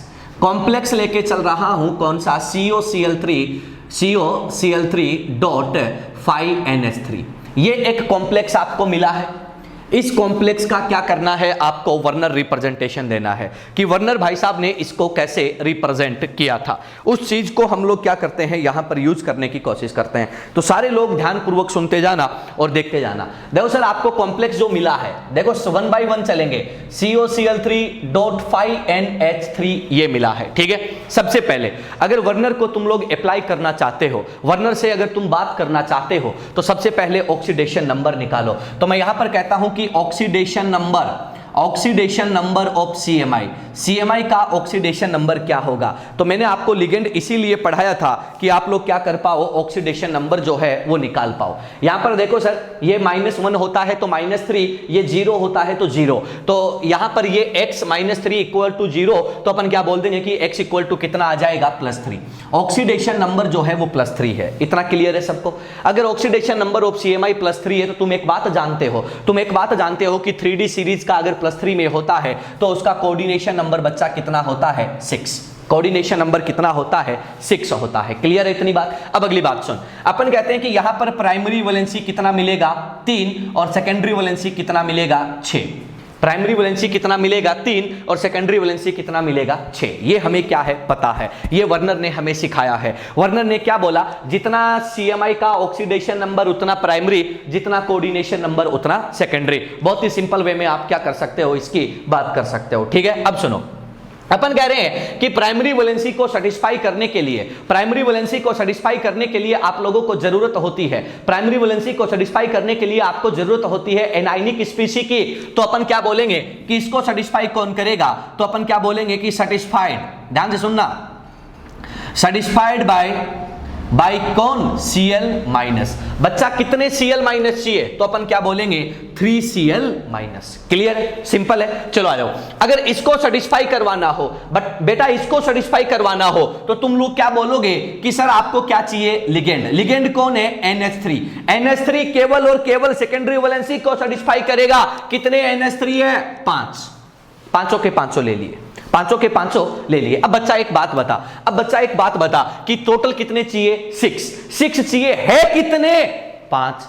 अब प्राइमरी वैलेंसी भी क्या करेगी, सेकेंडरी का काम करेगी। तो पहले वाला स्क्रीनशॉट देख, इससे जस्ट पहले वाला स्क्रीनशॉट देख, उसमें मैंने लिखा है कि एनायनिक लिगेंड जो होता है वो प्राइमरी और सेकेंडरी दोनों को सेटिस्फाई कर सकता है। यहां पर मेरे पास एनायनिक लिगेंड कितने प्रेजेंट है, 3, लेकिन जरूरत कितने की है, 1 की। जरूरत कितने की है, 1 की। तो 5 NH3 के साथ कौन आ जाएगा बच्चा, 1 Cl- को क्या कर सकते हो तुम लोग, यूज कर सकते हो। क्या कर सकते हो, यूज कर सकते हो। तो अब एक बात सुन लो, यहां पर टोटल Cl- कितना है, 3 में से एक क्या कर रहा है, प्राइमरी और सेकेंडरी दोनों को सेटिस्फाई कर रहा है। तो अपन यहां पर क्या लिखेंगे कि सर 1 Cl- सेटिस्फाई, ध्यान से सुनना, satisfy both primary valency and secondary valency. So 1 Cl- show क्या, ड्यूल नेचर क्या करता है बेटा, शो करता है। क्लियर है, ये कहानी किसकी होती है, आपके इसके रिप्रेजेंटेशन की। अब सुनना, एक काम करते हैं, इसको रिप्रेजेंट करना सीखते हैं। ये कौन है आपका CO+3, ये कौन है बेटा आपका CO+3। अब ये बताओ, 5 NH3 जुड़ेगा, जोड़ दो। ये लो पहला NH3, देखो सर इसको सिर्फ सॉलिड लाइन से बता रहा हूं, क्यों बता रहा हूं, क्योंकि ये क्या है, सिर्फ और सिर्फ सेकेंडरी वैलेंसी। कितने आ गए, 4। ये कौन आ गया, 5वां। 5 NH3 आ चुके हैं। अब कौन है, 1 Cl- और सेकेंडरी वैलेंसी बना हुआ है, तो ये लो सर 1 Cl- आ गया। अब सुनो, ये Cl- दोनों की तरह काम कर रहा है, तो इसको क्या कर दोगे, डॉटेड लाइन भी बना दोगे, ये बन गया। अब देखो 2 Cl- बचे हुए जो हैं, 2 Cl- जो बचे हुए हैं वो क्या करते हैं, प्राइमरी का काम करते हैं, और प्राइमरी को रिप्रेजेंट करने के लिए तुम लोग का यूज करते हो Cl- और तुम क्या करते हो, Cl- को यूज करते हो। क्लियर, ये बन गया। अब सुनो, अगली बात पर लेकर चलता हूं। वर्नर क्या कहता है, सिर्फ और सिर्फ प्राइमरी वैलेंसी आयोनाइजेबल होती है, सेकेंडरी आयोनाइजेबल नहीं होती। तो एक बात बताओ कि CO के साथ बॉक्स में कौन कौन आएगा, NH3 आएगा, 1 Cl आएगा, और इस बॉक्स के बाहर, स्क्वायर ब्रैकेट के बाहर कौन आएगा, 2 Cl आएगा। इस टाइप का कॉम्प्लेक्स जो है वो आपको क्या हो जाएगा, मिल जाएगा। अब सुनो, अगर इसको वाटर में डाला जाए, तो ये आपको क्या क्या देगा, तो आप लोग क्या बोलोगे, CONH3 का होल 5, 1 Cl अंदर और 2 Cl बाहर हैं, इस पर चार्ज आ जाएगा +2, प्लस में क्या आ जाएगा, 2 Cl-, क्या आ जाएगा, 2 Cl-। टोटल कितना आयन इसने आपको दिया, तो अपन क्या बोलेंगे, 1 आयन ये रहा, 2 आयन ये रहा, तो अपन क्या बोल देंगे, टोटल कितने आयन्स मिले, तो अपन क्या बोल देंगे, 3 आयन्स हमें क्या होते हैं, मिलते हैं। ये होता है वर्नर का रिप्रेजेंटेशन। स्क्रीनशॉट मार लो, किसी बच्चे को दिक्कत लगे तो वो मेरे को बता दो। किसी बच्चे को दिक्कत लगे तो मेरे को बता दो, फटाफट से स्क्रीनशॉट मार लो इसका, फटाफट से स्क्रीनशॉट मार लो। और किसी भी बच्चे को बच्ची को कोई दिक्कत लगे तो अपना मुंह खोलो फटाफट, आगे बढ़ते हैं फिर।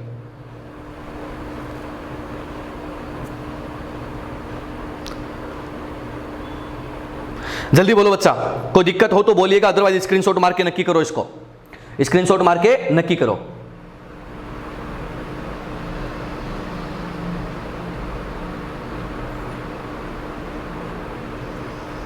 हाँ भाई जल्दी करो, जल्दी बोलो, जल्दी बोलो, नहीं स्क्रीनशॉट मार के नक्की करो, जवाब दो फटाफट। डन होते ही डन बोल दिया करो। बहुत बढ़िया।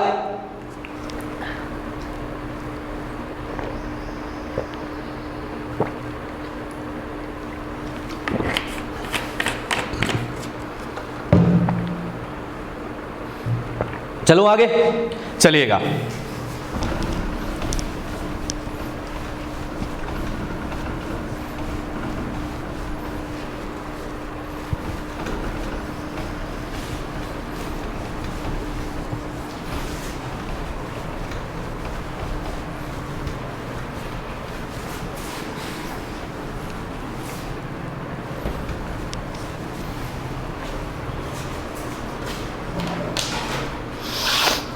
चलो आगे बढ़ते हैं। अब अपन आते हैं सर कुछ क्वेश्चंस पे कि वर्नर भाई साहब जो हैं, उन वर्नर भाई साहब की थियरी पे क्वेश्चन हमें कैसे कैसे मिलते हैं। तो मैं बोर्ड पे क्वेश्चन लिख रहा हूं, आप लोग देखते जाइएगा, उसका आंसर आपको देना है, ठीक है।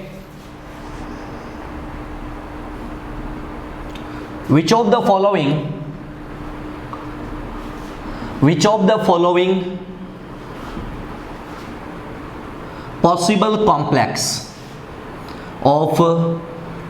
Possible complex of COCl3 dot 6H2O show maximum conductivity in aqueous solution। Question read कर लें सारे लोग। क्वेश्चन क्या बोला गया है कि which of the following possible complex of COCl3.6H2O show maximum conductivity in aqueous solution. Hindi में बोलेंगे, हिंदी में क्या बोलेंगे, तो हिंदी में अपन बोलेंगे कि COCl3.6H2O के संभव संकुलों में से, ध्यान से सुनना क्या बोलेंगे, COCl3.6H2O के संभव संकुलों में से कौन सा संकुल अधिक जलीय विलयन में अधिकतम चालकता प्रदर्शित करता है। वापिस से रिपीट कर दे रहा हूं, COCl3.6H2O के संभव संकुलों में से कौन सा संकुल जलीय विलयन में अधिकतम चालकता प्रदर्शित करता है, ये क्वेश्चन है। आ जाओ सर, ऑप्शंस लिख रहा हूं। पहला ऑप्शन बोल रहा है पहला जो ऑप्शन है वो बोल रहा है COH2O होल 6 और बाहर कौन है, Cl3। दूसरा ऑप्शन जो है वो कौन है, COH2O होल 5 Cl, बाहर है Cl2.H2O। थर्ड जो है वो क्या कह रहा है, COH2O होल 4, अंदर जो है वो 2 Cl2 है, बाहर 1 Cl2 है और बाहर 2 H2O है। नंबर 4 पे चलते हैं, अपन क्या बोलते हैं, COH2O होल थ्राइस Cl3 और बाहर क्या है, 3H2O है। ये 4 कॉम्प्लेक्स आपको दिए गए हैं, आपको फटाफट से ये बताना है कि कौन सा मैक्सिमम कंडक्टिविटी एक्वस सॉल्यूशन में शो करता है। मैं आपके क्वेश्चन के जवाब में हूं, आप सवाल का जवाब दीजिएगा कि आंसर क्या आएगा। बिल्कुल, बहुत बढ़िया बेटा, बहुत आसान क्वेश्चन हमने दिया है आपको और आपने क्वेश्चन को पढ़ते ही बाहर कर दिया, बहुत बढ़िया। पहला आंसर हाँ भाई, सभी बच्चों का आंसर है 1, यानी कि फर्स्ट आंसर इज करेक्ट। तो चलिएगा अपन इसी बात को बढ़ाते हैं और देखते हैं। देखो सर, अगर इसको वाटर में डाला जाए तो कितने आयन देगा, तो 3 Cl और 1 कॉम्प्लेक्स, कितने आयन मिलेंगे बच्चा, तो अपन क्या बोलेंगे, 4 आयंस। बेटा इसको वाटर में डालें तो कितने आयंस मिलेंगे, तो अपन क्या बोल देंगे, 3 आयंस। इसको वाटर में डालेंगे तो ओनली कितने आयंस मिलेंगे, 2 आयंस। क्लियर है। मैं लास्ट वाले को अभी पेंडिंग छोड़ रहा हूं, इस पर मुझे कुछ बातें करनी है।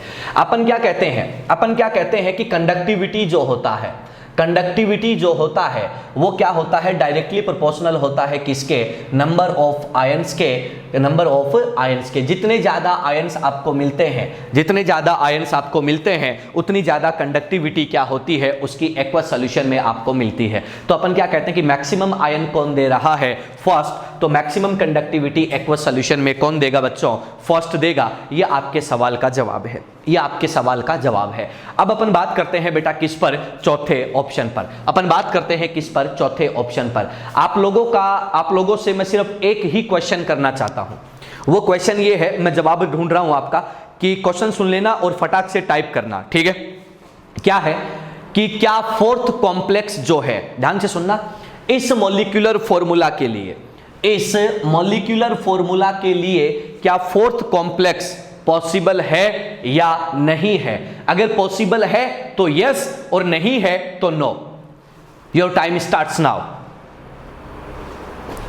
Your time starts now. और सबसे पहले आंसर आया है मनीषा बिटिया का, इन्होंने कहा है कि नहीं है।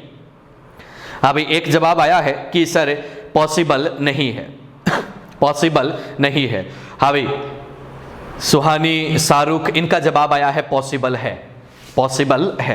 हाँ भाई, 3 जवाब आए हैं। बाकी जनता, बाकी लोग भी जवाब दो यार। अरे बिना जवाब के क्या होता है यार, कबूतर से चिट्ठी भेज रहे हो गया कि जा कबूतर जा। हाँ भाई, प्रेम का जवाब है बेटा नो, बहुत बढ़िया। चलो देखो सर, कुछ मिला जुला सा आंसर आ रहा है। निकिता आचार्य यस, मनीषा कॉम्प्लेक्स नहीं होगा। चलो बात करते हैं, मिला जुला सा रिस्पॉन्स आ रहा है यार, 50-50 है, कोई मजे वाली बात नहीं है, ठीक है। तो चलो मैं बात करता हूं और बात को देखते हैं कि क्या है। ध्यान से सुनना, अपन क्या कह रहे हैं, ध्यान से सुनना। देखो सर, इस कॉम्प्लेक्स को यहीं पर एक्सप्लेन कर देता हूं। ये क्या है, वाटर। ये क्या है, वाटर।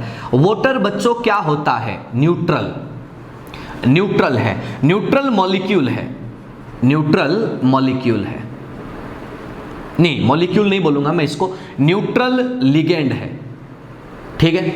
और साथ में ये कैसा होता है, तो अपन कहते हैं कि ये डाइपोल होता है। ये 2 चीजें होती हैं। अगर मैं इस कॉम्प्लेक्स की बात करूं तो ये कॉम्प्लेक्स जो है वो क्या होगा, COH2O होल थ्राइस Cl3, और इस पर जो चार्ज है वो कितना है, 0।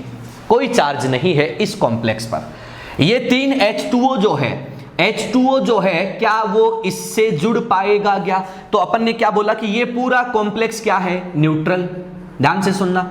और ये कौन है बेटा, डाइपोल। क्या न्यूट्रल और डाइपोल के बीच में कोई अट्रैक्शन होता है क्या, तो अपन ने कहा कि वंडर वॉल फोर्स होता है। क्या होता है, डेबाई फोर्स होता है, वंडर वॉल फोर्स होता है। तो अपन क्या बोलेंगे, अट्रैक्शन नहीं होगा। बच्चा जब अट्रैक्शन नहीं होगा, स्ट्रॉन्ग अट्रैक्शन नहीं होगा, तो वाटर मॉलिक्यूल जो है ना वो इतना बेगैरत भी नहीं है कि बिना अट्रैक्शन के किसी के साथ जुड़ा रहे। अरे वाटर तो क्या है, ऐसा है कि अगर अट्रैक्शन दोगे तो जुड़ेगा, अगर अट्रैक्शन नहीं दोगे तो छोड़ के चला जाएगा, ठीक है। तो भैया पानी है, अपनी मर्जी से चलता है। तो अपन क्या कह रहे हैं कि भैया जहां पर इसकी इज्जत नहीं है वहां पर ये नहीं रहता है, बहुत गंदा है ये।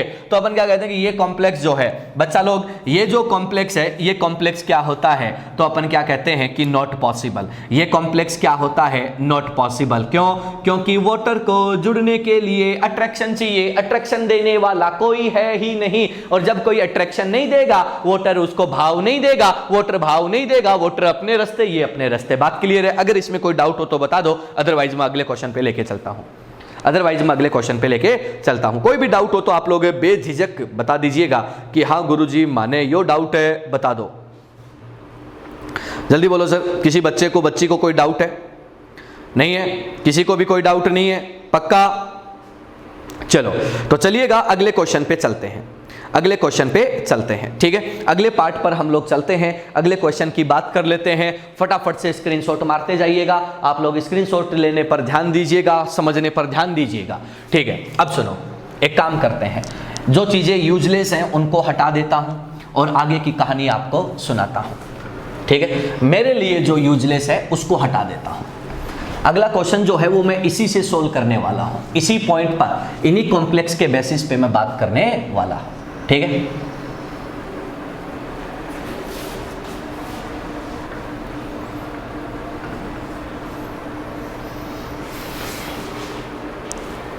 बच्चा ये आप लोगों को मिला हुआ है कॉम्प्लेक्स, ठीक है, ये आपको कॉम्प्लेक्स मिला हुआ है, पक्का ना, सिंपल है। इसको अपन नाम दे देते हैं नंबर 1, इसको नाम दे देते हैं नंबर 2 और इसको नाम दे देते हैं नंबर 3। पहला क्वेश्चन कंडक्टिविटी ऑर्डर, ध्यान से सुनना, तीनों की बात कर लेते हैं। कंडक्टिविटी ऑर्डर यानी कि अगर मैं कंडक्टिविटी की बात करूं तो सबसे ज्यादा कंडक्टिविटी कौन शो कर रहा था, तो जो जितने आयन देगा उतनी ज्यादा कंडक्टिविटी शो करेगा। ये कितने आयन देता है, तो आपने बोला 4 आयन, ठीक है, 4 आयंस। ये वाला कितने आयंस देता है, तो आपने कहा 3 आयंस। और बच्चा ये कितने आयंस देता है, तो आप लोग क्या बोलते हो, 2 आयंस। ये आयंस आपको मिलते हैं, तो अपन क्या बोलेंगे, कंडक्टिविटी सबसे ज्यादा होगा 1 का, फिर होगा 2 का और फिर क्या होगा 3 का। ये इनका कंडक्टिविटी ऑर्डर है, सिंपल है। चलो नंबर 2 पॉइंट पर हम बात करते हैं, ये नंबर 1 है। नंबर 2 पर बात करते हैं, ध्यान से सुनना, number of moles of AgCl PPT when treated with AgNO3 solution। क्या बोला कि अगर इन कॉम्प्लेक्स को AgNO3 सॉल्यूशन के साथ डाला जाए, AgNO3 सॉल्यूशन के साथ डाला जाए तो सबसे ज्यादा AgCl का पीपीटी कौन देगा। तो यहां पर बाहर कितने Cl मिलेंगे, 3, यहां पर बाहर कितने Cl हैं, 2, यहां पर बाहर कितने Cl हैं, 1। तो सबसे ज्यादा पीपीटी कौन देगा, फर्स्ट, उसके बाद बच्चा सेकंड और उसके बाद बच्चा थर्ड। यहां पर कितने मोल, तो अपन बोलेंगे 3 मोल AgCl है, यहां पर बच्चा 2 मोल AgCl है और बच्चा यहां पर केवल 1 मोल AgCl है। ये पीपीटी का ऑर्डर जो है वो आपको मिलता है किसके बेसिस पे, आयोनाइजेबल Cl- के बेसिस पे। अगला पॉइंट ऑर्डर, ध्यान से सुनना रे, ऑर्डर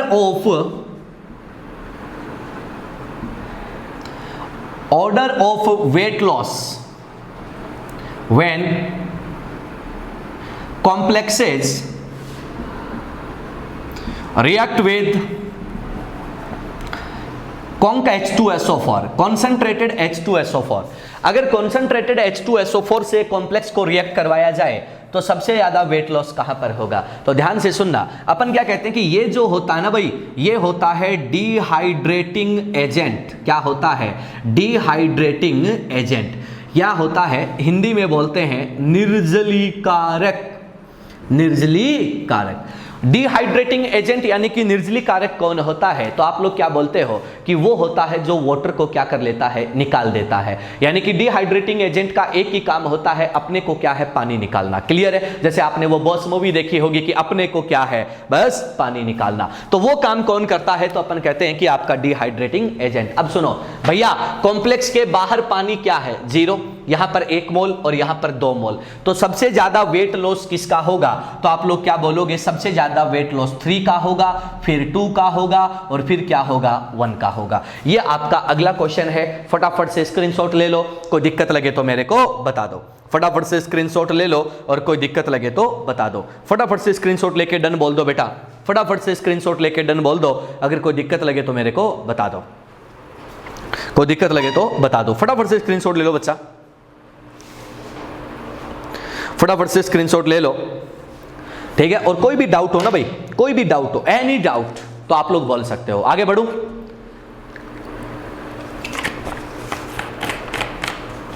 चलो बहुत बढ़िया, done sir.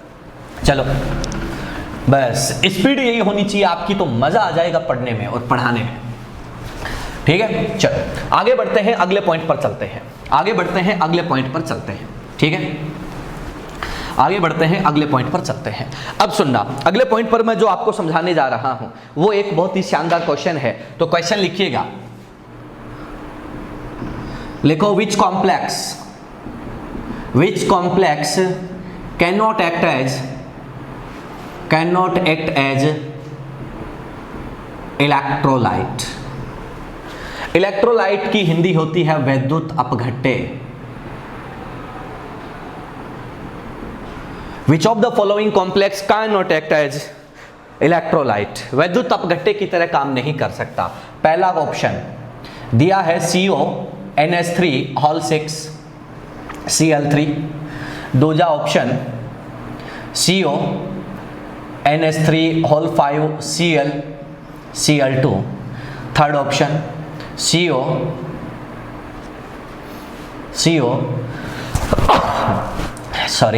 NS3 and fourth option is NS3 आपके पास 4 चॉइसेज हैं। आपको ये बताना है कि इनमें से कौन सा है जो क्या नहीं कर सकता। तो अपन कह रहे हैं कि सर आपका जो है इलेक्ट्रोलाइट यानी कि विद्युत अपघट्य की तरह काम नहीं कर सकता। बस इतनी सी चीज़ बच्चा आपको बतानी है कि क्या है और क्या नहीं है। बहुत बढ़िया सर, बहुत बढ़िया। आंसर आपके फटाफट आते जा रहे हैं। आप लोग बोल रहे हैं कि सर फोर्थ ऑप्शन जो है वो क्या है, आप लोगों का ऐसा है, फोर्थ ऑप्शन जो है ऐसा है। तो सुनना, यहाँ पर अपन बोलेंगे तो कितने आयन्स मिलेंगे, तो आप क्या कह दोगे 4 आयन्स। यहाँ पर क्या मिलेंगे 3 आयन्स। यहाँ पर क्या मिलेंगे बेटा 2 आयन्स। और आप लोग यहाँ पर क्या मिलोगे, तो अपन ने कहा कि 0 आयन्स। यहाँ पर कोई भी आयन नहीं मिलेगा, ये न्यूट्रल फॉर्म में प्रेजेंट है, तो अपन क्या बोलेंगे, ये क्या होगा, इलेक्ट्रोलाइट की तरह काम नहीं करेगा, विद्युत अपघट्य की तरह काम नहीं करेगा। फटाफट से स्क्रीनशॉट ले लो, फटाफट से स्क्रीनशॉट ले लो, आगे बढ़ते हैं। फटाक से स्क्रीनशॉट ले लो, आगे बढ़ते हैं। जल्दी करें सर थोड़ा सा।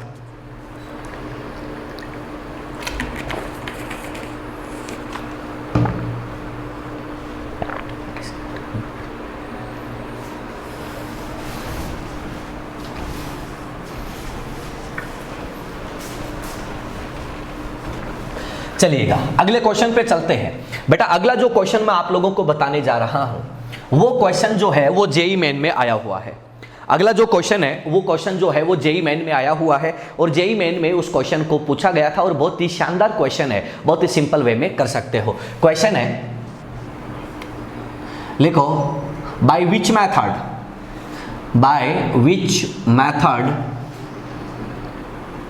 We can't distinguish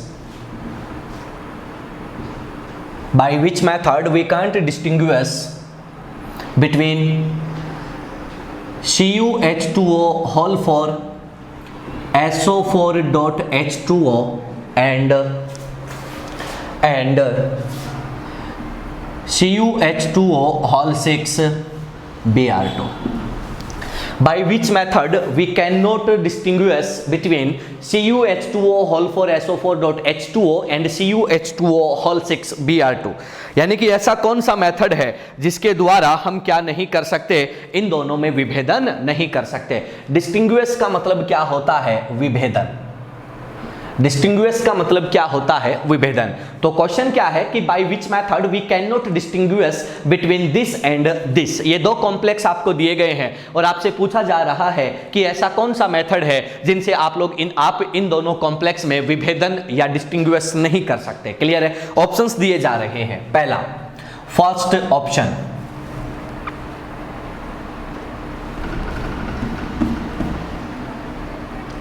number of moles of PPT. क्या बोला? Number of moles of PPT, PPT के मोलों की संख्या। ठीक है। दूसरा nature oblique colour of PPT, यानी कि जो पीपीटी अवक्षेप बनता है उसकी नेचर यानी कि प्रकृति या फिर कलर के बेसिस पे। नंबर 3 बाई कॉन्क H2SO4 यानी कि कॉन्सेंट्रेटेड H2SO4 की हेल्प से। कॉन्क H2SO4 कॉन्सेंट्रेटेड H2SO4 की हेल्प से। चौथा जो है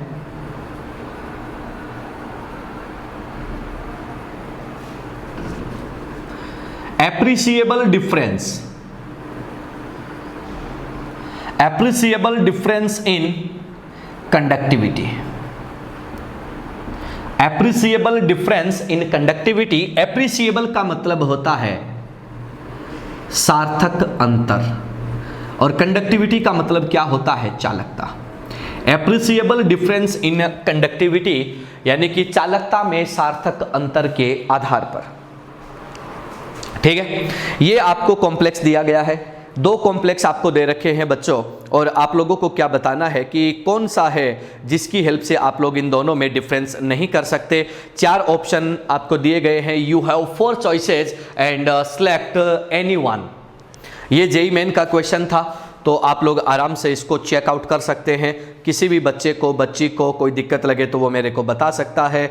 फटाफट कीजिएगा ताकि मैं आप लोगों को और आगे ले चलूँ। ठीक है, जल्दी से इसका आंसर दो ताकि हम लोग आगे चल पाएं। ठीक है, वो गाना आप लोगों ने सुना होगा कि चलो आओ तुम्हें ले चले सितारों के शहर में। हाँ चलो जल्दी करो, तो आपको ले चलते हैं मेडिकल कॉलेज में, जल्दी करो। हाँ भाई, शाहरुख का आंसर आया है बेटा 4, सुहानी का आंसर है 2, मनीषा का आंसर है 4, पूजा का आंसर है 4। जल्दी बोलो जल्दी बोलो जल्दी बोलो जल्दी बोलो जल्दी बोलो भैया। और कोई बच्चा? ये तो 4 ही लोगों के आंसर आए हैं। सुहानी जानू 2, शाहरुख 4, मनीषा 4, पूजा 4, ये आंसर आया है भाई। ठीक है, तो चलो बात कर लेते हैं कि क्या क्या है। बाकी जनता बे दर्शक है क्या? हाँ, स्पेक्टेटर हो गया, सिर्फ देखने आए हो, ताली बजाने आए हो? हाँ, जवाब देना चाहिए यार। जब तक क्लास में तुम जवाब नहीं दोगे तो यार, ये तो एक बात बताओ कि फिर लाइव चलाने का मतलब क्या है? लाइव चलाने का मतलब यही तो होता है ना कि यार आपसे इंटरेक्शन हो पाए, आप लोग क्लास में प्रॉपर जवाब दे पाओ। अबे मैक्सिमम जनता तो ऐसे पड़ी है जैसे मतलब यार क्या पता क्या हो गया इनको, लुट गई दुनिया इनकी। वो गाना नहीं सुना तुम लोगों ने? तुम्हारी हालत कईयों की तो ऐसी हो रखी है जो मतलब लाइव में जवाब तक नहीं देते बे। निकिता सेनी 4, 4th आंसर दिया बेटा। हाँ, कईयों की हालत तो ऐसी हो रखी है। वो तुम लोगों ने वो गाना नहीं सुना क्या? वो मूवी थी ओम शांति ओम, वो जो शाहरुख खान जो है वो उसकी एक गाने की शूटिंग कर रहा होता है। ठीक है, वो एक डाकू बना होता है उसमें कि भागो भागो डाकू आए, भागो भागो डाकू आए। ठीक है, और उसमें फिर उसको पता चलता है कि वो जो उसकी जिसको वो पसंद करता है दीपिका पादुकोण, उसको वो क्या नाम है उसका, वो एक वो जो उसमें वो डायरेक्टर होता है जो विलन होता है अर्जुन रामपाल, वो अर्जुन रामपाल के साथ जा रही होती है। तो वहां पर वो गाना नहीं आता क्या कि छन से जो टूटा कोई सपना? सुना क्या वो गाना कि छन से जो टूटा कोई सपना, जग सुना सुना लागे जब रहे ना कोई अपना? सुना हुआ क्या? अरे हाँ या ना? वो गाना सुना हुआ क्या कि छन से जो टूटे कोई सपना? सुना हुआ है ना? हाँ, सबका सुना हुआ वो गाना है ना कि छन से जो टूटे कोई सपना, जग सुना सुना लगे जब रहे ना कोई अपना, जग सुना लगे। हाँ, क्या बात है, वही बात है बे। मैक्सिमम लोगों की हालत तो ये हो रखी है, 4-5 लोगों के जवाब आते हैं, बाकी सबका जग सुना हो रखा है। जग वो पानी पीने वाला नहीं बे, जग का मतलब दुनिया। ठीक है, हाँ, मेरा ही गाना है वो शाहरुख। अच्छा, तेरा ही गाना है, बावड़ी बूझ कहीं का, तेरा गाना है। पढ़ाई कर ले, डॉक्टर बन जाएगा। वो तो शाहरुख वो जो वो बन गया। ठीक है, हाँ, तेरा ही गाना है। चलो कोई बात नहीं, आ जाओ, जस्ट जोक है। चलो आगे चलते हैं, और ध्यान दो भाई, सारे लोग जवाब दिया करो यार, तब मजा आएगा। ठीक है, चलो अपन बात करते हैं, चलो अपन बात करते हैं। हाँ भाई, बीच में एक कमेंट आया था, वो कमेंट मैं पढ़ के रह गया था। कमेंट था किसका? एक बच्ची का, सुहानी का, कि सर क्लास कहाँ रिकॉर्ड करते हैं? क्लास कहाँ रिकॉर्ड करते हैं? अरे बेटी, सामने कैमरा लगा है, इधर सामने मास्टर खड़ा है, ठीक है, और रिकॉर्डिंग चल रही है। ठीक है, ये मेरा कैमरा है, ये मैं हूं, और ये हमारी रिकॉर्डिंग हो रही है। बात पल्ले पड़ गई बस। I mean, घर पर क्या? अबे बेटा सुहानी, बावड़ी बेटा, तुम्हें पता है कि शादीशुदा आदमी घर पे कोई काम नहीं कर सकता। वहां पे बेचारा क्या करेगा? वहां पे नागराज गले में विराजमान होते हैं। इसलिए बेटा अपने क्लासरूम में, कोचिंग के क्लासरूम में रिकॉर्डिंग चल रही है, वहीं से लाइव चल रहे हैं। ठीक है, हाँ, मतलब ये कोई क्वेश्चन है क्या? ये क्लास से रिलेटेड बात है क्या बावली बेटी? चलो चलो, हाँ, ऊपर वाला जो क्लासरूम है उस क्लासरूम में चल रहा है काम। आयो आयो भाई, बात करते हैं, अगले पॉइंट पर चलते हैं, ध्यान से सुनना। अब अपन यहां पर बात करते हैं, आपको दिया गया है CuH2O होल 4। और बाहर क्या है H2SO4 और साथ में एक H2O है, और सेकंड कॉम्प्लेक्स जो है वो CuH2O होल 6 है, और बाहर क्या है बेटा Br2। पहला number of moles of PPT. हाँ भाई, ओए होए होए होए, याद करो वो दिन, याद करो वो दिन, याद करो वो दिन जब हम लोगों ने बातें करी थी सल्फेट का पीपीटी बनाने के लिए किसको यूज किया जाता है। सल्फेट का पीपीटी बनाने के लिए बेरियम क्लोराइड को यूज किया जाता है। बेरियम क्लोराइड बेरियम सल्फेट का पीपीटी देता है। कितना पीपीटी देता है? 1 मोल पीपीटी देता है। पीपीटी का कलर कैसा होता है? तो अपन कहते हैं कि पीपीटी का कलर जो है व्हाइट पीपीटी होता है। वो गाना सुना होगा कि व्हाइट व्हाइट फेस देखे, है ना, वही वाली बात है बेटा। आ जाओ, इसकी अपन बात करते हैं। इस गरीब के साथ क्या होता है, आ जाओ। देखो भैया, हेलाइड है, हेलाइड का पीपीटी, हेलाइड का पीपीटी, हेलाइड का पीपीटी कौन देता है? AgNO3 का सॉल्यूशन देता है। कौन देता है? AgNO3 का सॉल्यूशन देता है। तो अपन कहते हैं कि कितना मोल 2 मोल किसका? AgBr का पीपीटी मिलता है। मिला कितना? 2 मोल। मिला कैसा? अपन कहते हैं कि पेल येलो। कैसा? Pale yellow. पेल का मतलब वो वाले पेलना नहीं होता कि तुमको पकड़ के पेल देंगे भैया, वो वाला पेलना नहीं है। ये क्या है? तो अपन क्या कहते हैं कि इसका मतलब हल्का पीला, हल्का पीला। आयो आगे बढ़ते हैं। मतलब पहला आंसर नहीं होगा, पहला आंसर नहीं होगा। इसका 1 मोल, उसका 2 मोल। ये व्हाइट फेस है, ये कैसा है? पीला फेस है। इसकी कहानी खत्म। आयो, नेचर और कलर ऑफ पीपीटी। ओए होए, व्हाइट पीपीटी, येलो पीपीटी, पहचान सकते हैं। इसने बोला कि पहचान नहीं सकते, और यहां पहचान रहे हैं। कौन का H2SO4। आयो, ओए होए, देखो रे, इसमें कौन का H2SO4 डालो। कौन का H2SO4 डालोगे तो क्या होगा? वाटर बाहर है, वाटर को ले उड़ेगा। इसका काम ही क्या है? इसका काम क्या है? ये की बात बोलता है कि डिहाइड्रेटिंग एजेंट। वो अपना काम क्या है? अपना काम है पानी निकालना। तो ये यहां से वाटर ले जाता है, वाटर ले जाता है, तो क्या होता है? Weight loss. क्या होता है? Weight loss. क्लियर? यहां पर आ जाओ, यहां पर आ जाओ। यहां पर कौन का H2SO4 डालोगे? कौन का H2SO4 डालोगे तो देखो भैया, ये रिड्यूसिंग एजेंट है, ये ऑक्सीडाइजिंग एजेंट है, ये रिड्यूसिंग एजेंट है, ये ऑक्सीडाइजिंग एजेंट है। यहां पर रेडॉक्स परफॉर्म हो जाता है, रेडॉक्स परफॉर्म हो जाता है। यहां पर वेट लॉस होता है, यहां पर Br2 गैस निकल जाती है। याद करो वो दिन जब मैंने बताया था Br2 का colour of halogen, all halogens are coloured due to HOMO LUMO transition.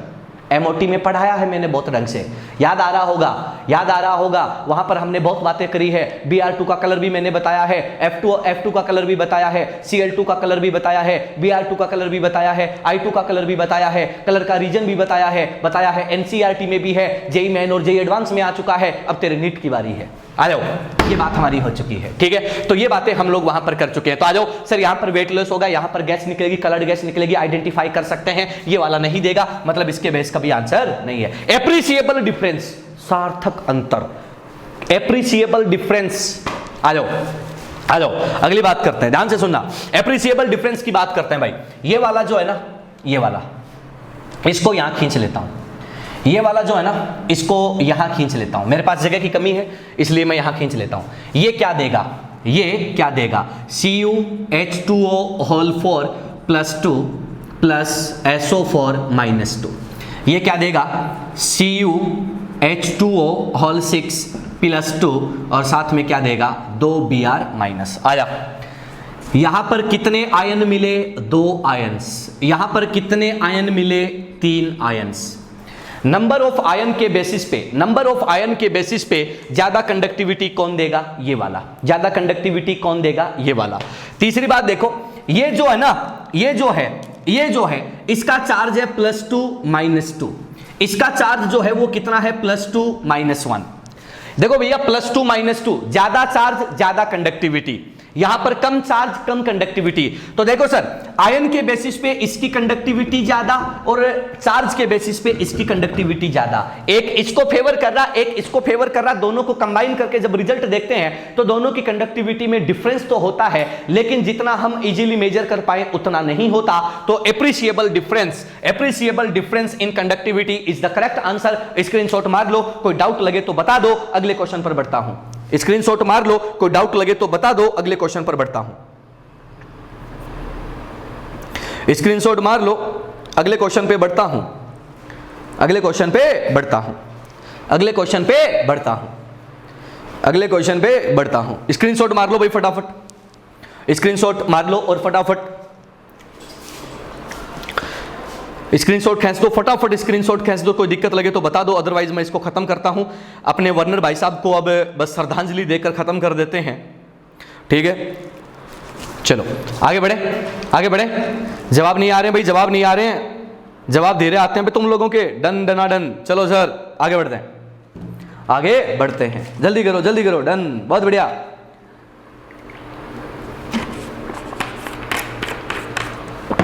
चलो भाई, अब अपन चलते हैं अपनी एनसीईआरटी पाठ्य पुस्तक पर। जो आपका एनसीईआरटी है उस एनसीईआरटी की अपन बात करते हैं, और एनसीईआरटी में क्या क्या है उसके एक दो क्वेश्चन हम यहां पर टिका देते हैं, ठीक है। तो चलिएगा एक दो एनसीईआरटी के क्वेश्चन आपको बता देता हूं। एनसीईआरटी के एक दो क्वेश्चन जो है वो यहां पर बता देता हूं। चलो सर, एनसीईआरटी के दो क्वेश्चन लिख रहा हूं बोर्ड पे, आपको ये बताना है, आपको ये बताना है कि उसका आंसर क्या होगा, ठीक है। क्वेश्चन नंबर 1, दो क्वेश्चन लिखूंगा भाई। गवर्नर भाई साहब को श्रद्धांजलि देके भेजते हैं।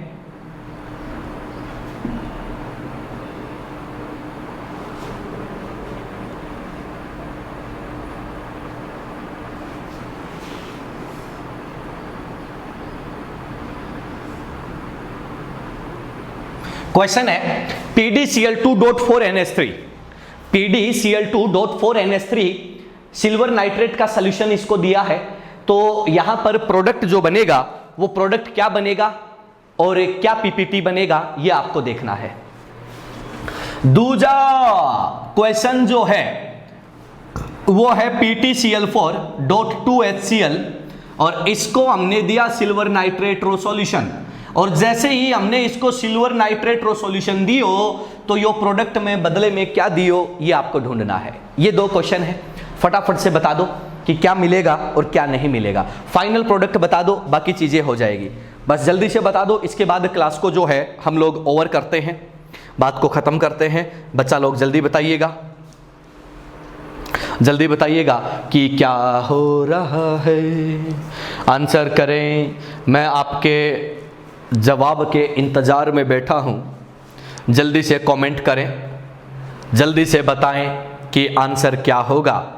आपके पास 1 मिनट का टाइम है, उसके बाद मास्टर स्टार्ट हो जाएगा। जल्दी बोलें भाई, अभी तक कोई जवाब नहीं आया है। आखिर ऐसा क्या हो गया, किसी बच्चे का जवाब नहीं आया। अरे जल्दी बोलो बजर बटुओं, जल्दी बोलो प्यारे बच्चों, जल्दी बोलो। अरे बोलो रे बोलो, क्या होगा, जवाब नहीं आया, किसी का भी नहीं आया। क्या बात है, हाँ भाई, मास्टर के अंदर बैठा हुआ म्यूजिशियन जाग रहा है, जल्दी करो तुम लोग। और म्यूजिशियन जो है वो बहुत ही भयानक वाहियात किस्म का म्यूजिशियन है, जिसको ना सुर का पता है ना ताल का। ऐसा गाएगा कि तुम्हारे कानों में खून आ जाएगा। तो जल्दी बताओ, जवाब दे दो ताकि मास्टर का ध्यान पढ़ाने में रहे, गाने में नहीं। जल्दी करो, तुम्हारी जिंदगी तुम्हारे हाथ में है भाई। किसी भी बच्चे का जवाब नहीं आया है, मास्टर के अंदर का म्यूजिशियन जाग रहा है। जल्दी बोलो, जल्दी बोलो, अदरवाइज अभी आपको एक सॉन्ग डेडिकेट करने वाला हूं। जल्दी करो अब, जल्दी करो रे, जवाब नहीं आया। लगता है सारे बच्चे सो गए, लगता है सारे बच्चे सो गए, सबको नींद आ गई।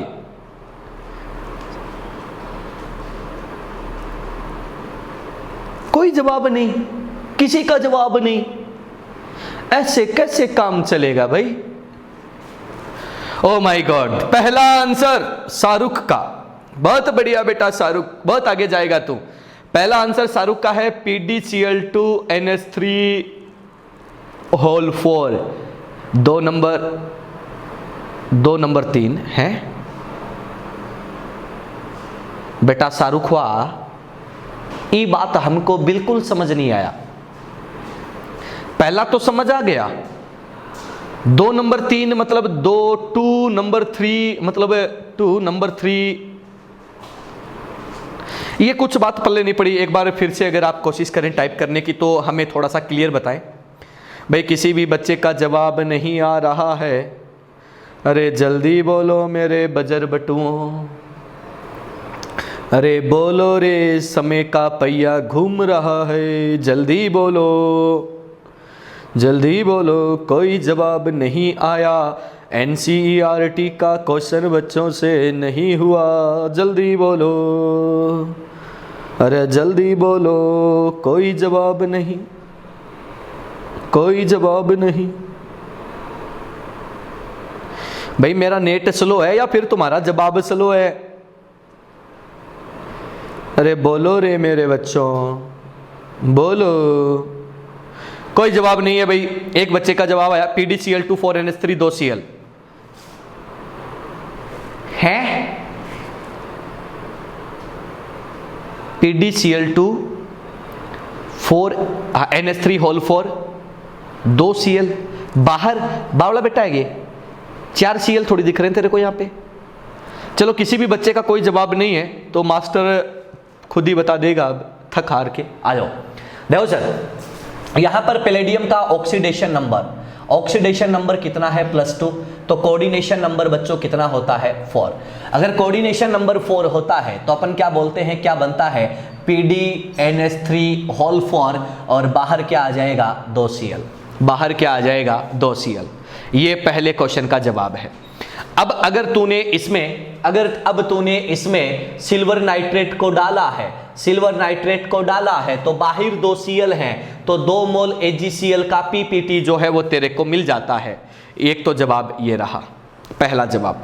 दूसरे जवाब की ओर बढ़ते हैं। यहाँ पर प्लेटिनम जो है उसका ऑक्सीडेशन स्टेट नंबर जो है वो कितना है +4 है, तो कोऑर्डिनेशन नंबर बच्चों कितना हो जाता है 6। अगर 6 हो जाता है, अभी तक जवाब नहीं आया है, तो ये 6 हो जाता है तो अपन क्या बोलते हैं कि सर PT और Cl6। अब देखो सर यहाँ पर इसको +4 बनाना है तो बाहर -2 आएगा। इसको सेटिस्फाई करने के लिए 2 H+ वहां पर पड़े हैं वो काम आ जाते हैं, तो क्या बन जाता है H2PtCl6। ये एक एसिडिक कॉम्प्लेक्स जो है वो बन जाता है।